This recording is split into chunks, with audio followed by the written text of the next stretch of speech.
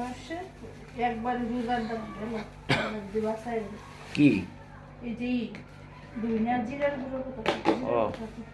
মানে কিনো না লস আধা কেজি জিরা হয়তো নিব 400 টাকা আধা কেজি দুই নিব 200 টাকা 600 টাকা হইলে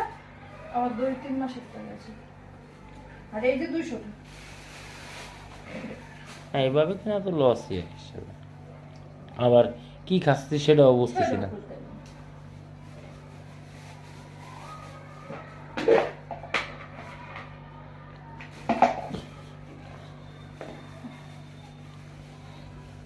কোরাল মাছটা তো কাটা হয়নি না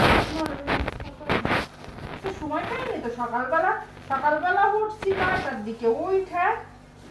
3 বালতি কাপড় চোপড় দিতে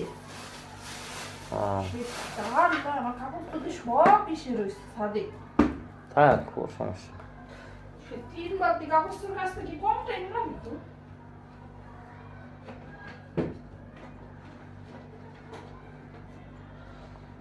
সব একবারে